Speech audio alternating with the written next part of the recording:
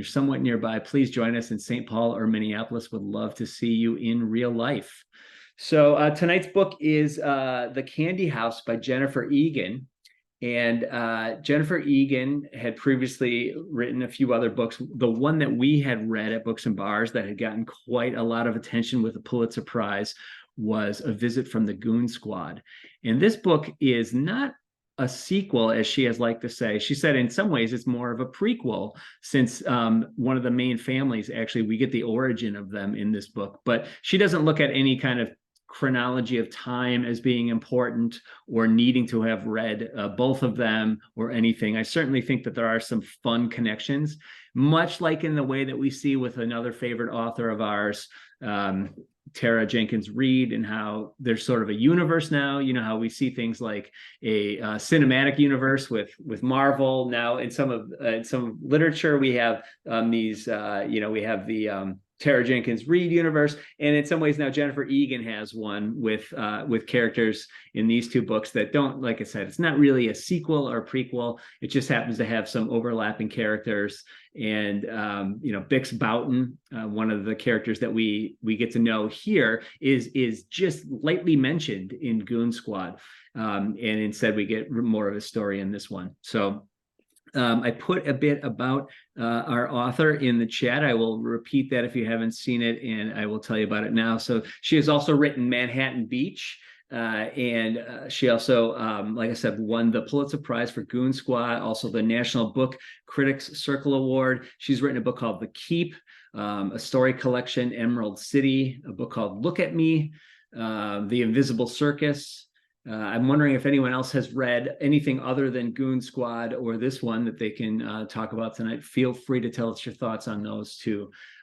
She's written a lot for New Yorker, Harper's, McSweeney's, and you can find out more about her at jenniferegan.com. I always like to prepare by listening to a lot of interviews and reading interviews with the author ahead of our discussion. And one of the things I found interesting was she dated Steve Jobs when she was in college, which a lot of people have said this Bix Boughton character is very Steve Jobs like, and I just found that out yesterday. It's kind of shocking to me, but very interesting. And I will tell you, a lot of you know that I've been doing audiobooks lately. This is one time I will say I feel the good old-fashioned paper book was superior to the audiobook. And the audiobook actually failed me in a couple instances because I didn't realize that there was an electronic dance music, EDM theme to this book with sections broken out by the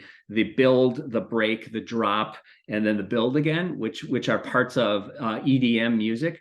I didn't get that from listening to the audiobook. Maybe the word break or drop was said, but if anyone else listened to the audiobook and you felt that was clear, that those were those section breaks, I feel like I totally missed that.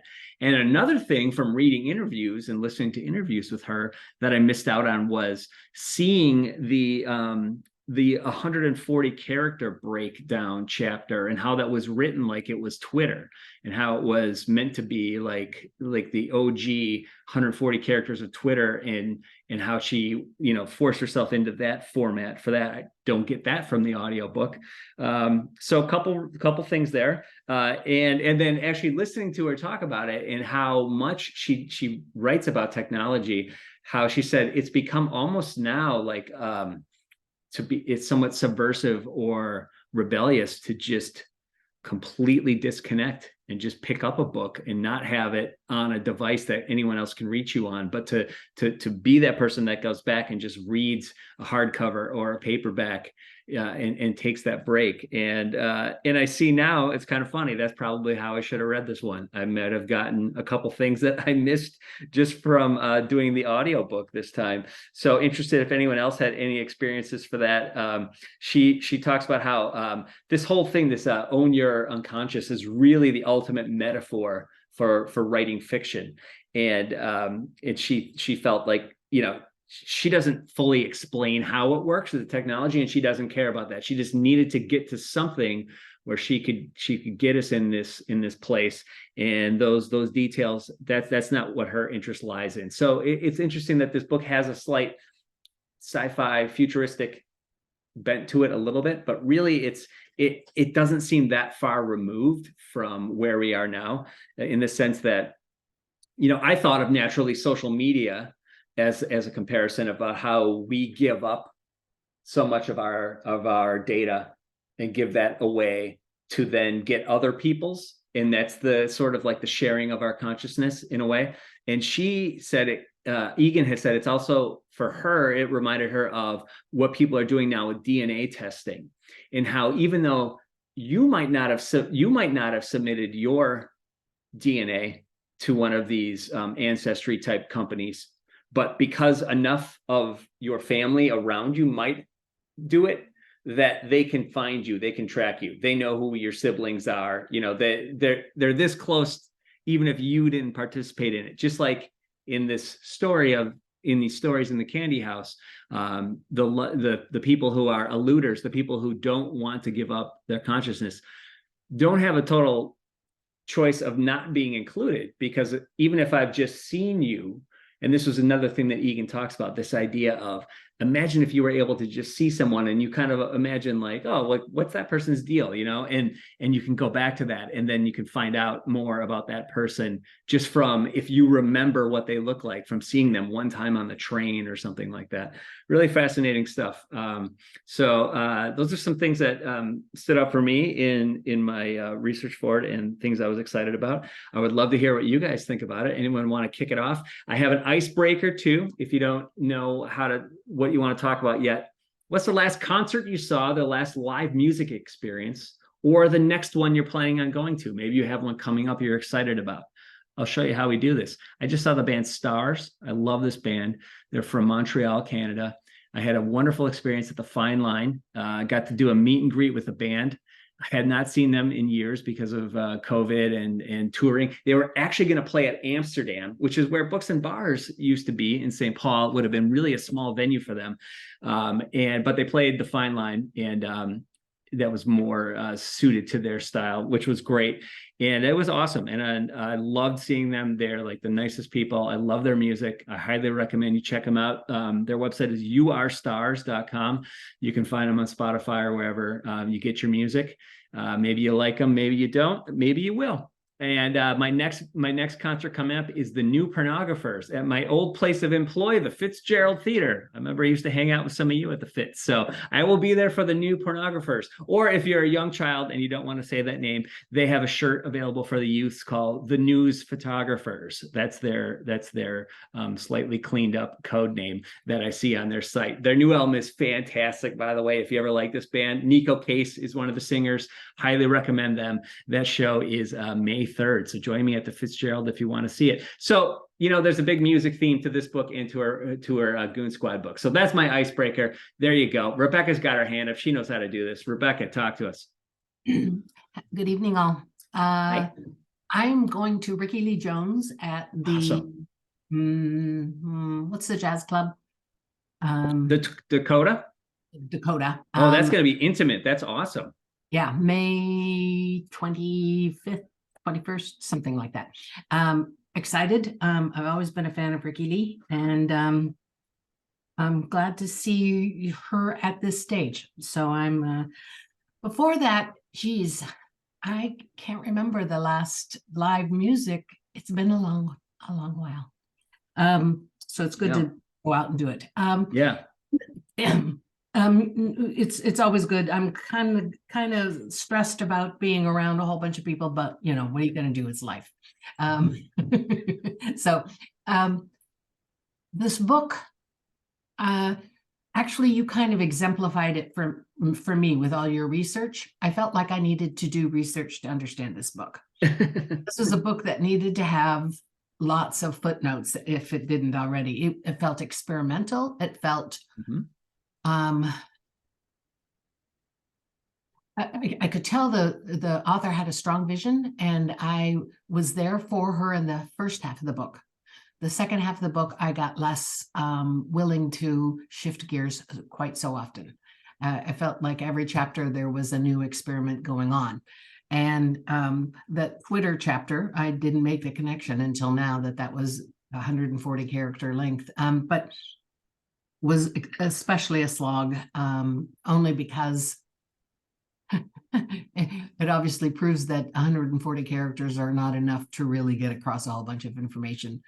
Anyway, but I appreciated the effort. It wasn't as if I had trouble going through it. It just doesn't. In the beginning, I was very interested in Bix's story and what was going to happen and all that kind of stuff. And then it dropped out for a long time, and then you came back at the end. So I realized that I'm a plot person. Oftentimes I can be seduced by characters or character studies too, but mostly I'm what happened is the thing I like in a book. And so when I'm reading, I just read I'm reading Olive Kitteridge and by, what's her name? Elizabeth Strout? No, Strout. yeah. Yeah. Anyway, and also My Name is Lucy Barton, and those are character studies, and so I'm contradicting myself, but those are so good. So I wish I loved this book more. I did not. So can I ask, Rebecca, did you read Visit from the Goon Squad? no, and Okay. I have it on my, it's coming, but Okay. I did speak with someone else who had read them both, and she said she liked Candy House better. So that kind of was like, Okay. Well, I can relate, even though it sounds like it may have connected with me a little bit more than you, I can definitely relate to what you're saying. And there were stories that certainly I was not as enthralled with. But I can honestly say there were a couple stories in this book, and there were two back to back that I was blown away by, that I thought were two of the best stories. And unfortunately, they come very early, and it never quite got back to that. And I just kept wanting to be like, this is what I want. This is where I want to be. And the two stories that I want to highlight were the hot air balloon suicide attempt story, which blew me away, followed by the young man who is falling for that girl, and he's like counting his, he's like neurodivergent, and he's sitting next to her. And I just thought those two stories were incredible. And then there are a couple other standouts I can think of that I will not forget soon, and that's the spy story.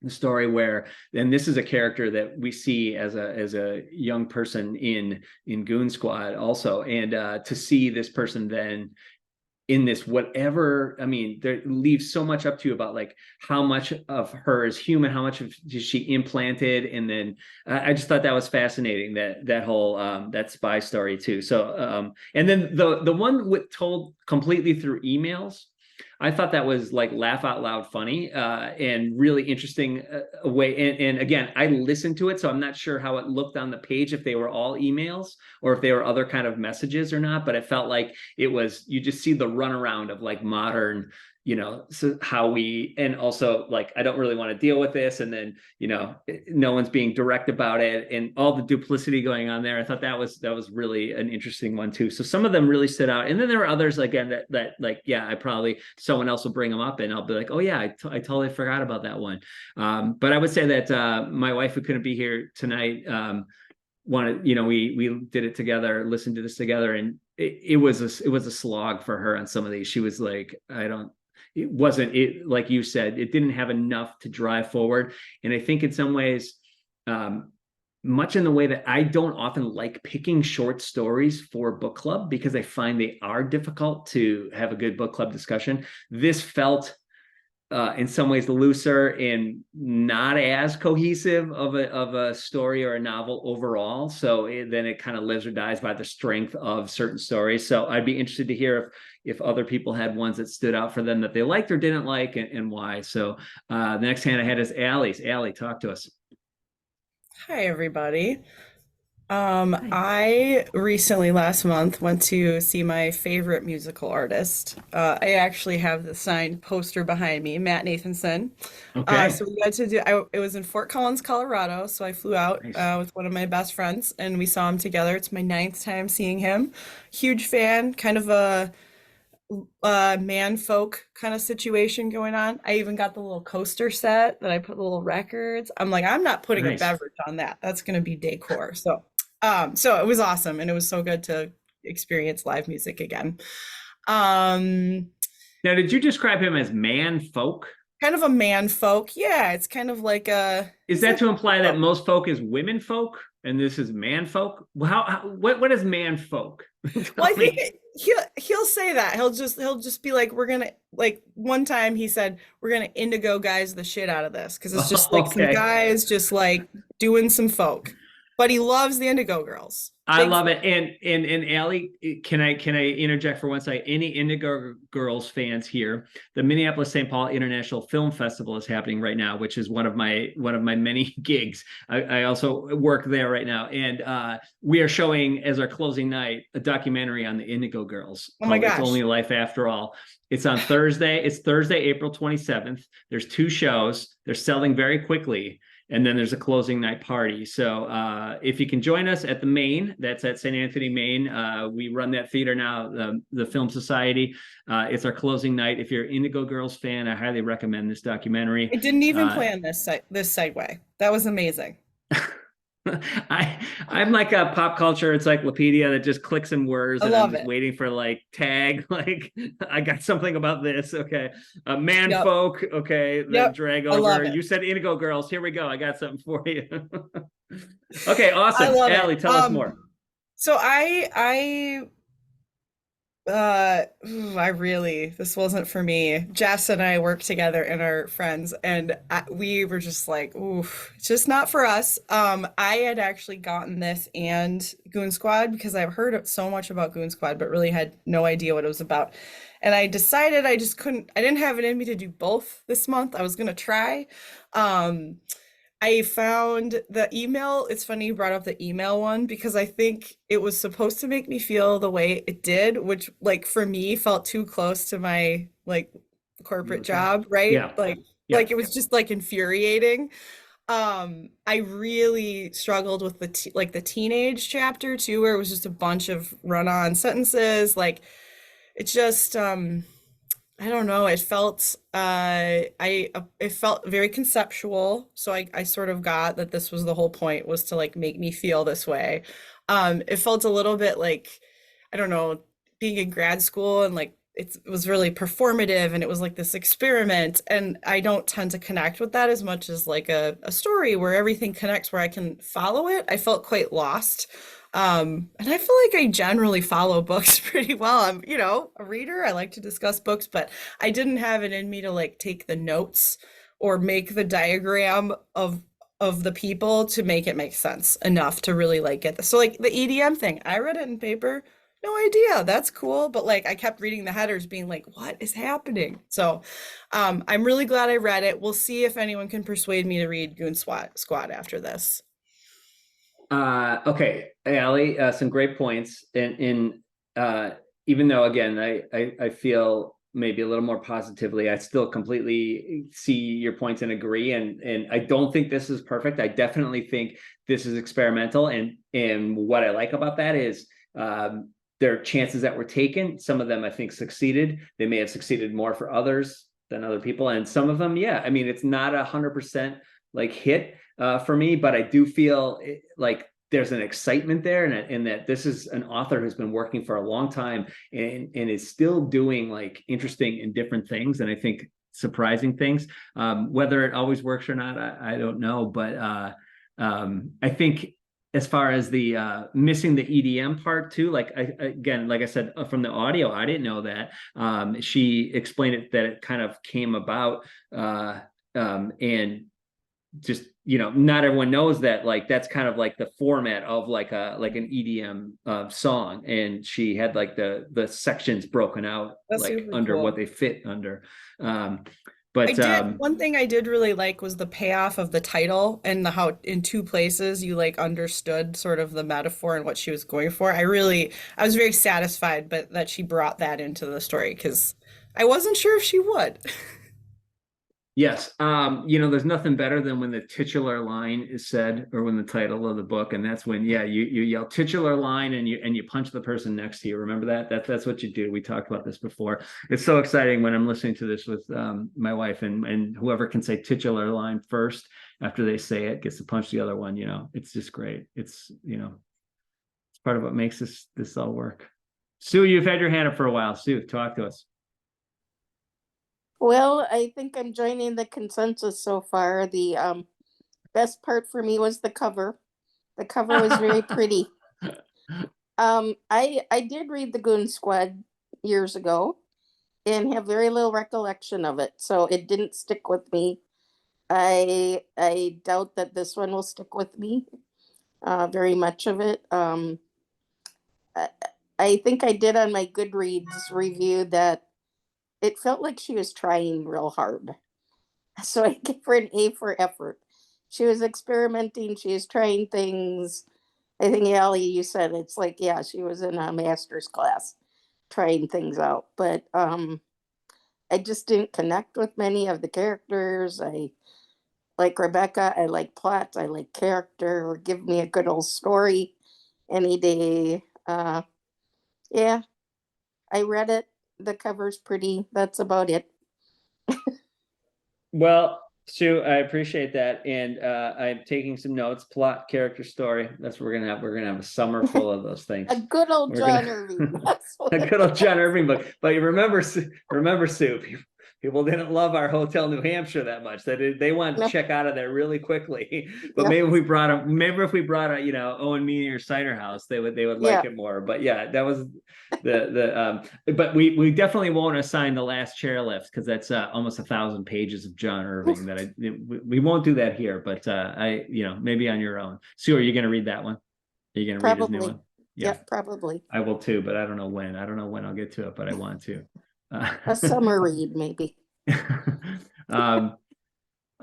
So, here's the thing, and similar also to one of Allie's points, Egan, I think wanted to free people up, and if anyone felt like it was homework or too much to remember or connect the dots, I was concerned about that too, and I've seen some people make like flow charts and connect these things and really kind of have all of that, and that might have enriched some people's reading of it. But what I took from author on it is that doesn't matter that much, and just read it, and it's okay if some of it washes over you and some of it you are like, oh, okay, that's that person, and it's okay if you don't remember everybody. You don't have to. It's supposed to be more just like how people go in and out of your life.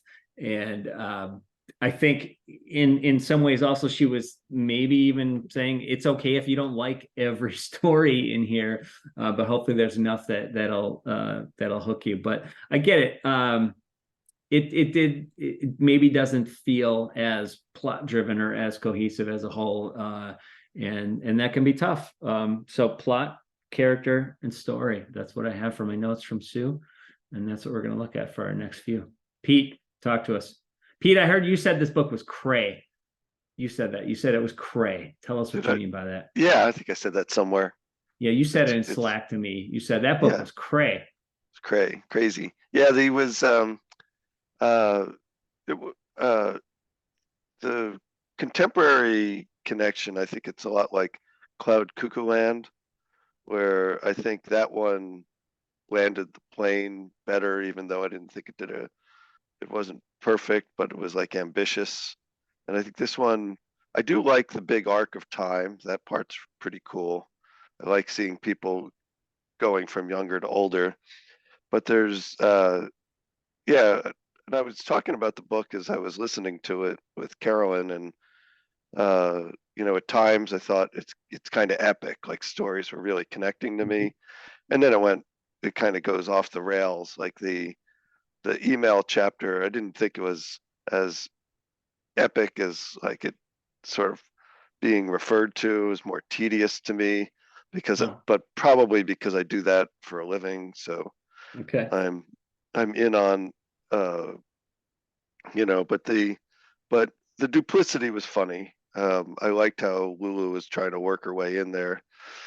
And then here's a good twist for you. Well, first of all, I liked when Lulu was a little, and they were all kids.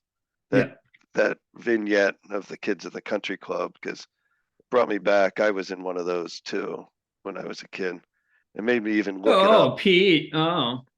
Yeah, but not anymore. Pete with the silver spoon. Oh. Yeah, I know. Mr. Country Club. Mr. Pretty Ted neat. Knight over here. Yeah. Yeah.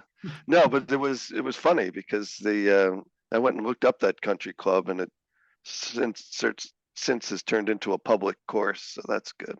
Classic. Now it's part of the city of West Orange, I think.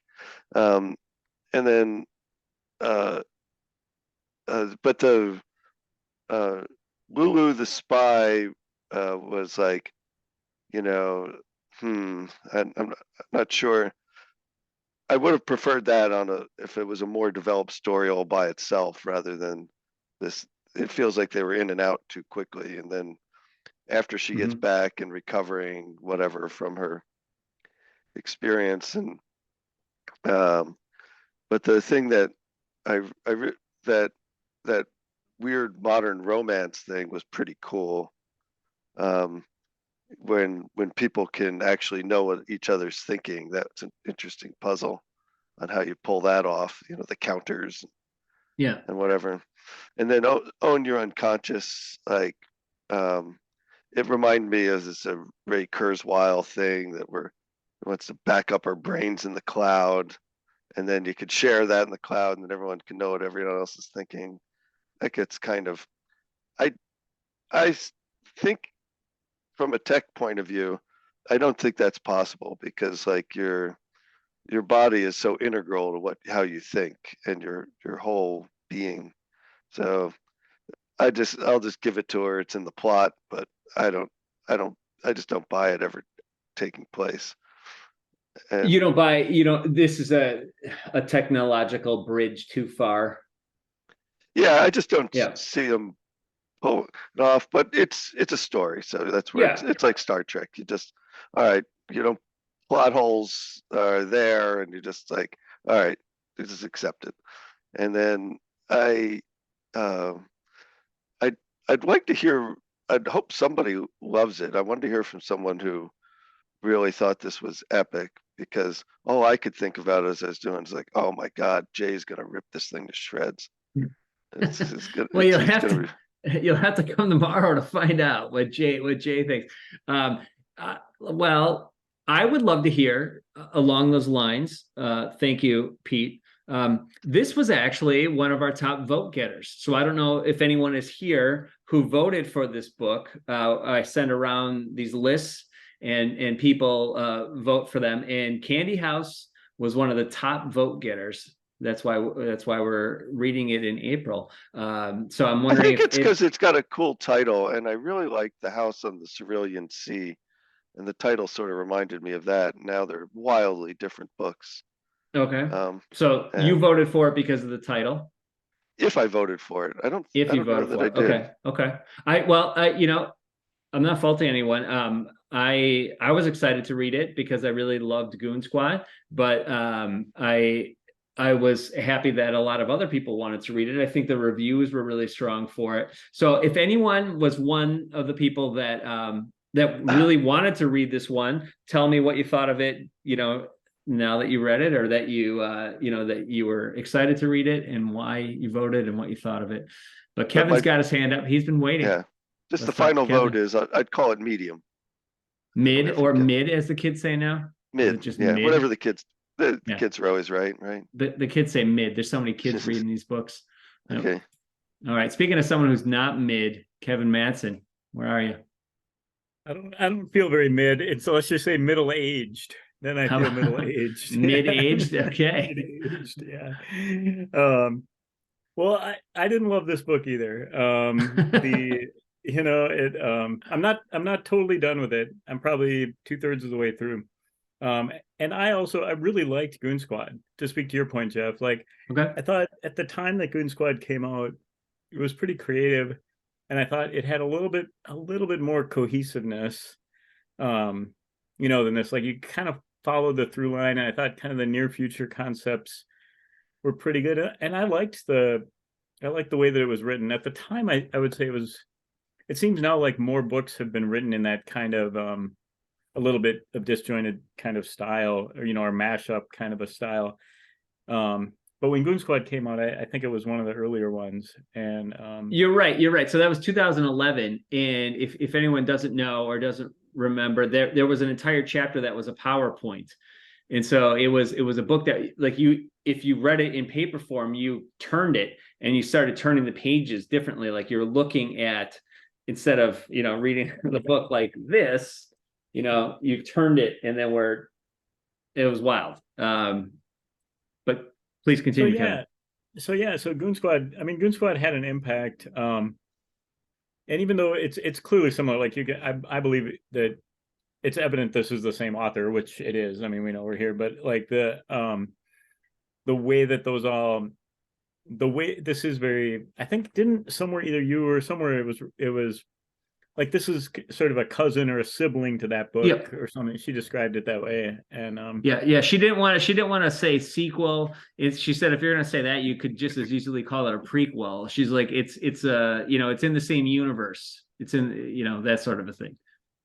So, and I can feel that, but I sure didn't like this one as much. I just thought the stories just didn't come together in the same way. And I'm somebody who could, I mean, I'm very open to liking that style of writing, or that, kind of something that could really have a different concepts. I think the writing also took away from the ability to kind of explore the consciousness or the idea of uploading your consciousness, like the way the stories were presented. Like, that's a cool sci-fi concept that we could talk about, and people could say, oh, is this ethical, and how do we deep dive into that? But without a little more of a through line of getting into the characters, and a little bit more of a through line, it's hard to get a real rich take on that, I think, from the book. But I'm not quite done. So maybe it wraps up and pulls together a little more, but I don't hear a lot of 10 stars or 5-star ratings. But, all right. If you're the lover and your hand is not up, please put it up. But I'm not putting you on the spot. But Jessica, are you a lover or are you a hater?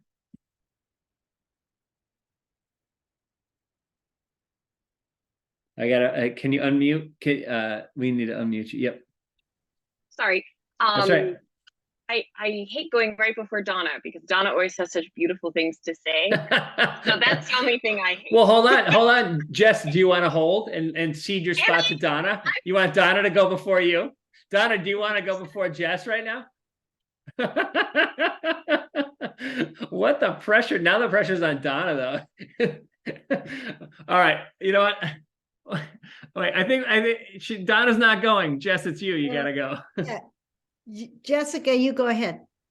Okay, not a problem. I mostly was kidding, but Donna always has such beautiful things to say. And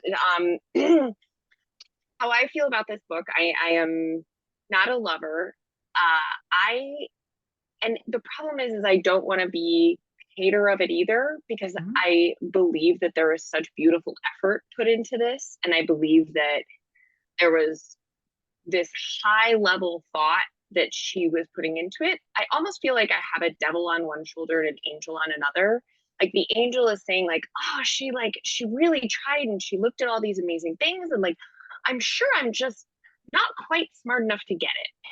And then the devil is like, that's her, this is dumb, like, this should have been, if you're gonna explore, as Kevin said, if you're gonna have a topic like this, and it's such an interesting topic, how dare you not dive into it and make it, like, flesh it out? That's you're being a cheapskate. Like, but then the other side of me is saying, like, oh, like, maybe you just need to have a little bit more meditation in your life, Jess, and allow things to just wash over you, and not be obsessed with knowing every single thing about the character. So I go back and forth, and I appreciate that it made me think that way, and I appreciate that there were some very interesting thought processes, and I did really love the air balloon scene. That story itself was very satisfying. That I felt I understood who the characters were, because it was early enough in the story, so there weren't too many through lines, and then I felt like it had a satisfying beginning and a satisfying end. And not that you always need that, but in this book, I needed it. So that's it.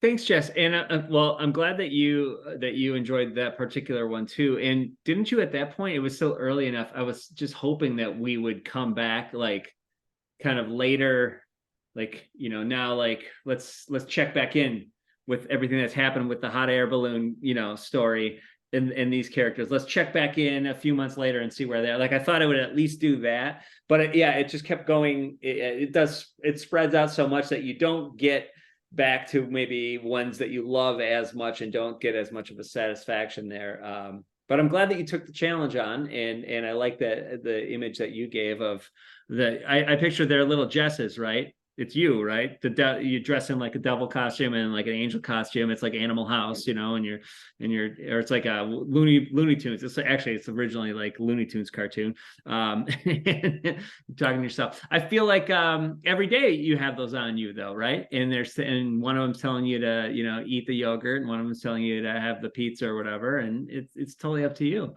And some days, you know, you can do a little bit of both. It's okay. But I would say Allie is still looking for the reason to read Goon Squad. She doesn't have it yet. I could show you the cover, Allie. You said you're looking for a pretty cover. It does have a pretty cover. It's very colorful. It's nice. It's maybe not as colorful as Candy House, but it's a nice cover for 2011. But no, if you didn't like this, I don't know that you would necessarily like Goon Squad more, although Kevin, you know, liked Goon Squad more. I don't know. I couldn't in good faith send you on to read Goon Squad if you really didn't feel satisfied by this one. I don't know that it would fill those gaps necessarily. I'm trying to think of other examples, and only one comes readily to mind. And it's funny because it's like my original Books and Bars book, like the first one that got me to Books and Bars. A lot of people don't know this, but I was not the original person running it. I was involved in the advertising and marketing of Books and Bars, and I didn't pick the books until later, and I didn't moderate until later. The first one that got me to go was a short story collection that does cohesively come together and make what feels like a novel, and it's called Kissing in Manhattan by David Schickler. And I absolutely love that book. I had already read it, and it's a great way to get someone to come to book club for the first time is if they've already read the book and they're like, okay, you know, there's people talking about it. I can actually talk to someone about this. I don't have to reread it. Anyway, so that book is an example of short stories that do make a very cohesive novel type feel, but told in more of a short story format. But the other short stories I've been thinking about doing, and I really, really love the best short stories I've read recently. Has anyone read Kelly Link? I absolutely love her stuff, and she has a new collection out. She would be great to read, especially around Halloween. Her stories are kind of scary, dark, and creepy, but they also have like a real Grimm's fairy tale like element to them. So there's that kind of darkness there. I really love her short stories. They are disconnected. They don't make a full novel by any means, but I do find it difficult to talk about short stories at book club, and also when nobody likes a book. But Donna, what'd you find? Talk to us. Hey, Jessica, that was beautiful what you said. So I appreciate that. And I'm sorry to be joining so late. Somehow the link I had went to last month's Zoom. So it just said already done back in March. So yeah, I also got that link, Jeff, just so you know, your Yep. links. That was the Yep. same problem I had with the link. Yep. I apologize. All my fault. I had it right on Facebook. I had it right everywhere. And then Okay. I sent out that last minute reminder and I didn't get the link corrected in time. So yeah. Yeah. Oops. Okay. So, but it sounds like a lot of people didn't really care for this book. So I'm just going to chime in and say that I read it actually over a month ago, which is way too early. My copy came up, sooner than I thought. And I thought, well, that's fine. I'll just quick read it. And I realized, well, when I finished reading it, all I could think of was, wow, this is some kind of masterpiece. It's some kind of tour de force. I wasn't really sure. I totally understand the criticism about it being disjointed and confusing and not quite as cohesive as Goon Squad was. But I was just blown away by what Jennifer Egan had tried to do, and I think for the most part was successful in taking these characters and this mind-blowing concept of what it would be like to have this consciousness upload thing that was a way to revisit things in your own past, to see an experience that somebody else had had, that they were there with you, but now you could see it from that person's perspective.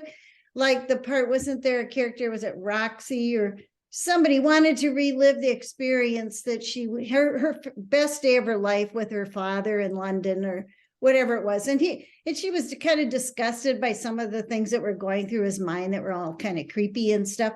But at any rate, I just think the idea was amazing. But then I realized in getting ready for tonight, I didn't remember anything about the book. I mean, it was like, oh, no, it's not a story that sticks with you. I mean, those of you that said, I couldn't remember Goon Squad, I couldn't remember this. So I spent the last day, pouring through. I found a list of characters, and I found one of those maps of the characters like Jeff mentioned. I found a whole Prezi thing that goes in and out of characters. And I had all and then I quickly went through it, and again, took all these goofy notes, and it was like, whoa, there was really a lot in this book. So I totally understand the frustration with it, but what it comes down to with me too is I think she had that amazing idea of what might be the next step. Like there are parts of the book where she talks about like when Lou first realizes that people aren't going to pay for music anymore. But be careful, be careful what you think is free. It's not really free, because once you let the internet mess around inside your computer and in your musical tastes and all that, what else are they going to start digging around and looking at? And what's the next step going to be with that? And I thought that is really an interesting concept. And that comes back, in and out of different scenes in the book where people are frustrated because they don't know what an experience might be for somebody else, or when they go in and actually investigate that. Like we get those flashbacks that are flashbacks like Lou and his friends in that trippy experience with the redwoods, because somebody is playing that in they're diving into that to look back and see what that experience was all about. So I think that was all pretty brilliant, actually, but it also comes down to us questioning how much we really want to be connected to other people and how much we really want to understand the people we love and the people that we care about. And the desire for human connection is so strong that all these technological advances that are supposedly going to improve all that really don't. And so I think that the fact that, isn't it at the end when Chris Salazar, who actually works for the rival company, and he's really promoting people getting off of all of that, and he himself didn't even want to get involved. He has that Mondrian company, and anyway, it's all so complicated, but I just think there was a message there that ultimately was pretty redeeming and a really fascinating attempt to do something amazing. I have a book club where people still argue about Goon Squad. It'll come up again and again, and people will say, oh, that was terrible. And other people like me will say, oh, but it was brilliant. It was experimental. It was something different. So I was excited to read this. I think it is experimental and different, but I don't know that I would recommend it to other people. You have to be kind of careful, because if people want a good story and have characters you kind of can gravitate toward, this isn't going to be it. So I was glad to read it. So I did vote for it. So thank you. Oh my gosh, Donna, thank you. Yeah, so many great pull quotes that the publisher would either use or not use. A masterpiece, a very forgettable masterpiece. Yeah. A book, I loved it, but I wouldn't recommend it to anyone. Yes. Yeah. I read it a month ago. I thought it was brilliant. I forgot it completely. But after I did a whole bunch of homework, I liked it again. Yeah. So what have we learned? It's a Yes, we- masterpiece that involves a lot of homework. You're not going to remember any of it, and you won't recommend it to anybody. Would you like to buy another copy, Donna? Because no one else will after you said all that. No, I love it. I love it. No, I think you encapsulate. I mean, you nailed it. This is great, and I love the idea that you have another book club that is still talking about Goon Squad, because whether you like this one or not, I bet, yeah, someone will complain about it in a month from now. In 2 months from now, I will hear from somebody who's like, remember when you made me read all those short stories that didn't connect, and it had a pretty cover, and that's the only thing I had going for it. And I'll say, you know what? It was worth it. If you're still talking about it right now, you can't forget it. It's stuck in your consciousness. And then I will own that person's unconsciousness. By then, I'm living rent-free in their head, as Lizzo might sing, if someone is still thinking about books that I recommended that they didn't like. No, just to remind everybody, I read this for the first time with all of you. You know, I take my lumps. I did like Goon Squad quite a bit. I didn't know what I would think about this. And yeah, I mean, for the most part, I loved a lot of it. Like I said, it's not perfect, but it wasn't like I was like, you are all going to love this for sure. Again, a lot of you voted for it. Is anyone here that voted for this that picked it? I would still love to hear from them. But Rebecca's hand is up. Rebecca, talk to us. I don't remember voting for it, so I apologize that I can't fill that in. I don't vote usually for books that I don't know, or that I haven't read yet. Anyway, I was as you were all talking, and thank you for that, because it made me think lots of thoughts. I kind of can now identify why I was unhappy with it, and it was because it had great promise. It did have some wonderful ideas about how social media is affecting us and where we might go and what we might react to. I was particularly struck, I think, was it the woman who came up with the algorithm, who then was the first person to be the, or at least to fade away from it all, to, disappear. I wanted to hear more about her story, because that felt really interesting to me. I like suppositions about how humans communicate. I think humans are so adaptable that we adapt sometimes in the wrong ways, that we will overfeed on social media or different kind of communication methods, and it in some ways changes our brain. Now, the nice thing about being so adaptable is whatever comes next will overwrite, and whatever we are a continuum rather than a set in stone kind of a thing. I think that's one of the reasons why the older generation always complains about the newer one, or it feels like it. And books like these explore, I think, at a very high level what is happening with society, and makes really inspired guesses. The problem is that she chose stories that were really interesting and then didn't follow up, and so you stopped. You're up here in the clouds, so you go down, you meet some interesting characters, you go back up into the cloud, and then you meet some other interesting characters. Maybe that's a metaphor for how social media is, but it ended up feeling great promise, but not fully delivered. And I can imagine someone else taking a lot of those ideas and building on them and coming up with some really either great escape stories or great, whatever. Hopefully she will. Maybe that will be one of the things that she ends up doing, since she is in this universe of characters. And as you called it, the Marvel, you have such a frame of reference with movies like that is like your touchstone for so many things. Anyway, I appreciated that, and so I do not regret reading this book, but I wish it had been more than it was.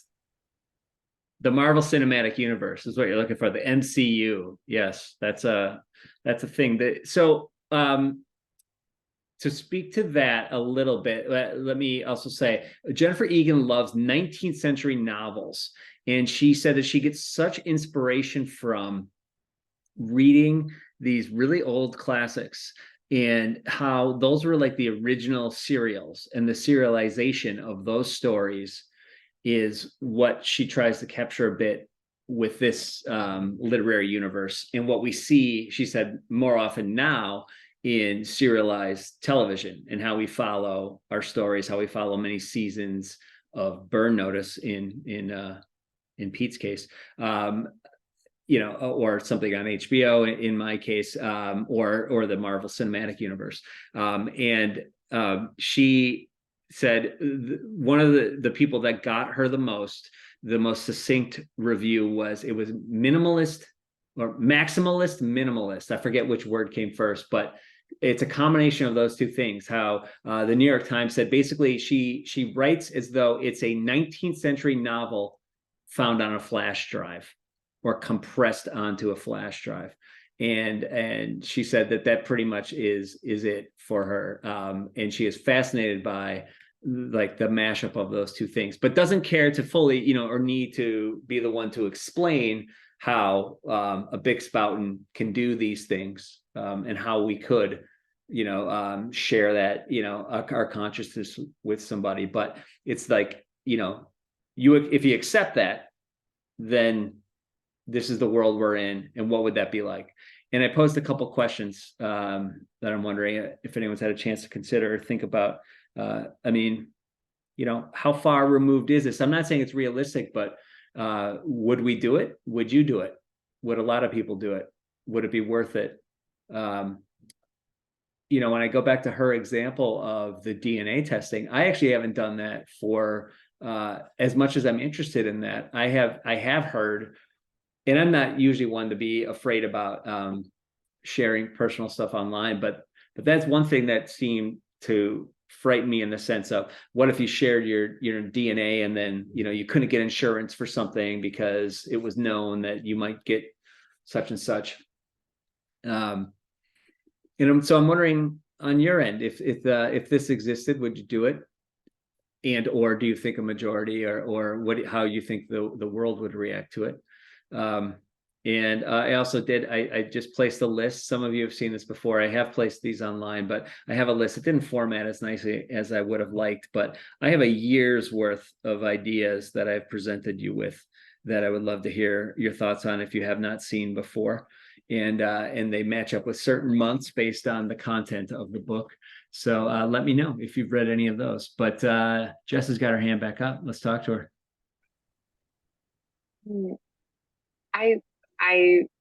The angel is back on my shoulder after hearing Rebecca and Donna.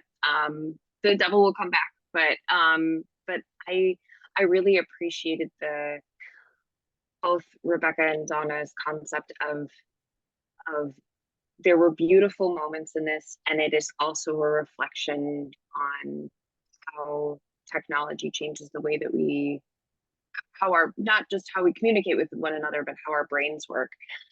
And it relates to your question about nostalgia of, I cannot imagine going into my father's brain on the best day of my life, because even if he was thinking, my father is a lovely human being, even if he was thinking the most pure thoughts, there's some moment where he's like, damn, I want a cigarette, or I wish this Disney movie was over faster, and that's the point of nostalgia, is having these magical moments to hold on to and have them be your own. And I thought the book did a very interesting job of not making it the focus, but touching on like the good things that Mandala did. Like what was it? Pedophilia was no longer a thing, and there were some like really good things like that could happen from it. And at the same time, maybe what she was illustrating in the book is that even when someone's most intimate moments, you can still feel completely fractured. And the one thing I did want to bring up in relation to all of that, bringing it back together, is Bix's son, George. Is that his name? George? He has that moment in Central Park where he talks about how Bix talked about an anti-vision and how it was really all the visions in one, and how he found his call. And I didn't quite connect all the dots, but he found his calling as like being the person who writes the stories for each of the things in the mandala. And not for each of them, but like that they would be starting points for his work, for his fiction, for his novels.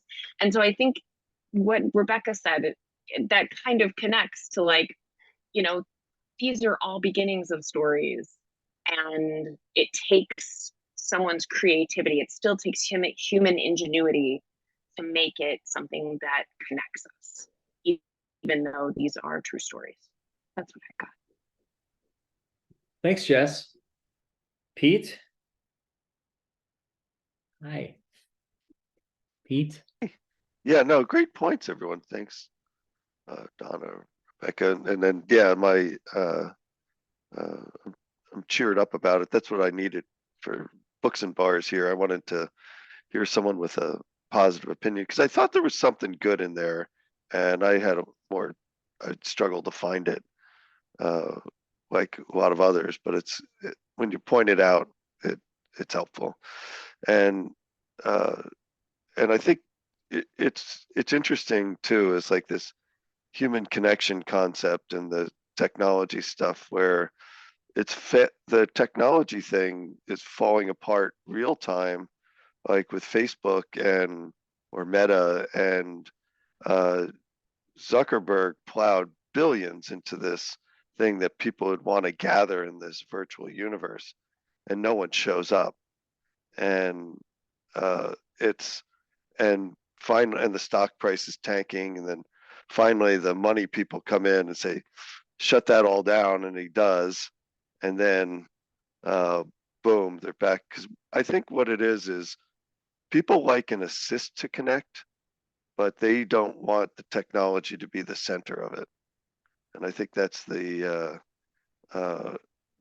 mean, that's like this is like even though you're being pretty big brothery, Jeff, you record this and everything, and we're all, but I'm proud of everything I've ever said on Books and Bars, so it's not a big intrusion into anything.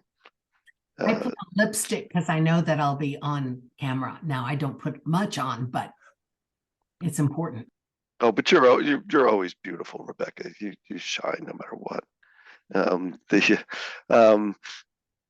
Yeah, so I think it's like the technology doesn't, but it's a good book about it. That's a great thing about fiction, exploring these odd things, and I really like that. So now I've gone from odd things. Yeah, so I've gone from a 3 to a 4. So all right. Thanks. Thank you, Pete. What do you think that she's trying to say, Egan's trying to say about the nature of perspective when we talk about, if you could share those things, Pete, you mentioned, what if you could share that with your wife, or Jess, you're saying, if you thought of your, like in the book, you're the best day ever, but then you found out that your dad also wanted a cigarette and thought that the Disney movie was too long or something. Does that change your perspective? It's like you can never really, I mean, the whole idea of what we're here to do, right? Like to connect with other people. Yeah, it's kind of a thought experiment, but that I just don't, like I said at the beginning, I don't, I think individual magic moments are just beautiful on their own right, and I don't ever see this actually taking place. You know what it reminds me of, and this might be my excuse for not being as talented as I wanted to be.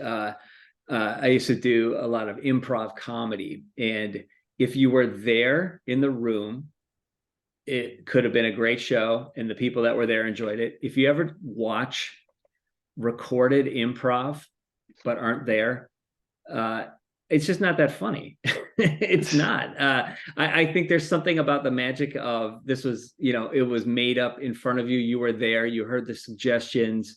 You felt that energy. I don't know. Like, I never really enjoyed watching tapes of what we did on stage, our shows. I just didn't think that they were nearly as good as the way I felt it played, from the audience laughing and the people that were there. It just didn't really, it wasn't quite the same. And I think that there's something about, a slight connection to this here of, like you said, a magic moment. Like, you have to really be there. And you're never going to be able to fully, give that and recreate it. And yeah, technology should just be a tool. It should just be something that helps us to connect. It shouldn't be why we're connected or why we connect, or let that, I love this idea though of the eluders, the people who don't want to be part of this. And Egan has said, she basically wrote a scenario in which the most talented, people would be fiction writers, because a fiction writer would be really good at, playing, as someone else, or being, off the grid here and being elusive by just making up something about themselves. Speaking of fiction writing and elusive people, Kevin Mattson is waiting to tell us a whole bunch of fanciful yarns here. Talk to us, Kevin. Once upon a time, Kevin Mattson was midlife. Midlife, yeah. The kids are talking about mid now. Yeah, I think we're pretty close to the same age, Jeff. So I think I Yeah, I look know. older because I have a lot less hair. But well, this is all a piece. This comes off. This is I just put this. I put this on for shows. It's like Lego hair. Yeah, this is my Lego hair. I just put it on for shows. Yeah. You look a little Conan. You look a little Conan O'Brien-esque there with the you got. Yeah, I can bring it up. I can styling. Oh yeah, you got it. You got it going on. I'm like Team Coco logo. So maybe actually this book, now we're talking a little bit more about a deep dive into some of this stuff that I kind of poo-pooed a little bit earlier, where I thought, oh, shouldn't give us enough to work with. But I do think there's something to be said for whether or not you asked the question, Jeff, whether or not people would use this. And I think, for sure. I mean, 100% people would use it. It's just a question of who and why and different reasons that people would use it. And I think that even speaks to technology. Like, different people maybe want different things, even in any type of engagement, whether it's just a friendly chat, or whether it's a romantic relationship, or whether it's a work subordinate relationship. All these different things, there's a slight misalignment of what oftentimes there's a slight misalignment in what people want. And I think that sometimes the idea of this as a tool to be able to let somebody see your thoughts, or to let somebody see inside, that it seems like, oh, this is a great idea. Like, this is really something where, where this could be really a helpful communication tool. But on the other hand, of course, sometimes people don't want it. Sometimes people would want to keep things personal, and there's a good reason to keep things personal. Some of the examples of, that were brought up, like, would you really want to know if one of your great memories, it was now tainted by somebody else's perspective of that they were just humoring you, or that they kind of were just, then it's like, oh man, did they? So there's a lot of pieces to that where, and sometimes I think it's perspective. To speak about perspective, sometimes I think some of it's perspective based. Like, one person using this service might think, oh, this is great at the time, and the person, the other side of that coin, might think, oh, this is terrible. And that, I think that happens in social media already to a point, Yeah. But yeah, so I don't know. Maybe this book is bringing out some good conversations, even if it wasn't anybody's specifically favorite, So. Well, yeah, I mean, usually the ones that we don't like as much can still, bring out good conversation, especially ones that we disagree on. I mean, if everyone likes it, if everyone loves it, especially, it seems to be not as much to talk about.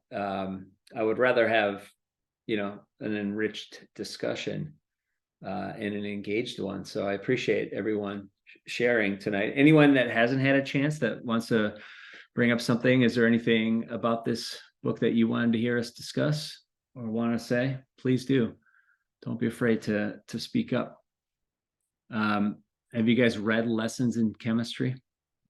I'm not done yet, but that's next month's book. That is a really popular book. I would say the two most popular books that we've had this year, based on reviews and votes and Goodreads and stuff from last year, were Tomorrow and Tomorrow and Tomorrow and Lessons in Chemistry. So I would be interested to see how that one fares with you all. Kevin, you're back. Talk to us. I will say I'm really glad that we're going back to a live or Tuesday nights are not good for me, but I really am